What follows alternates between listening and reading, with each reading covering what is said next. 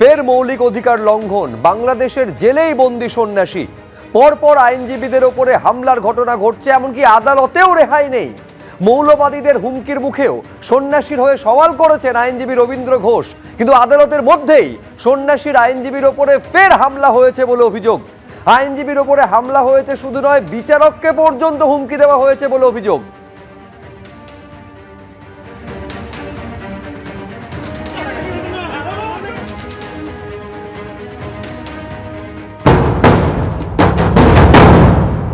মানুষের অধিকারের প্রশ্নে আমরা সর্ব জায়গায় বিচরণ করি। এই যে আজকে যে ঘটনাটা হলো, অত্যন্ত দুঃখজনক ঘটনা। আমি আশা করতে পারি নাই আইনজীবীরা কি করে সন্ত্রাসী করতে পারে, এবং তারা সন্ত্রাসী অবস্থা করে জজ সাহেবকে পর্যন্ত আজকে থ্রেট করছে, ওইটা দেখেন, ওইটা দেখেন, ওইটা নয়, এটা নয়, সেটা নয়, এই সমস্ত কথাবার্তা, যার ফলে জজ সাহেব চেয়ার থেকে উঠে চলে গেছে। উনি আর থাকেননি। আমরা কোন দেশে বাস করি?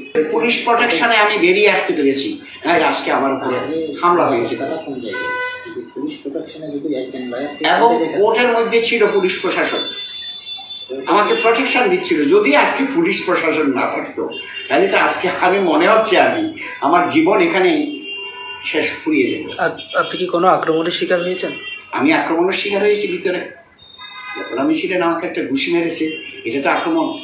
আচ্ছা, শুধু শারীরিকভাবে আক্রমণ নয়, শুধু আমাকে মৌখিকভাবেও আক্রমণ করেছে, তাই না? আমাকে শারীরিকভাবে শুধু আক্রমণ না, মৌখিকভাবেও আক্রমণ করেছে। Is it due to religious faith? আমি বলবো এটা আমার ধর্মীয় কারণে এই হামলাটা হচ্ছে।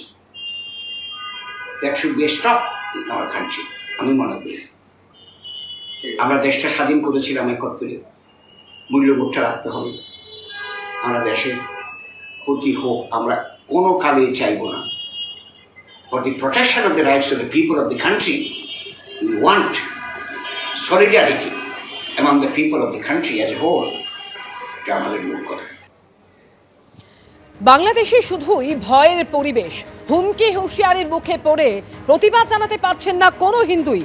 মিছিল বেরোলেই বোমা, এমনই হুমকি দিচ্ছে হেফাজতে ইসলাম।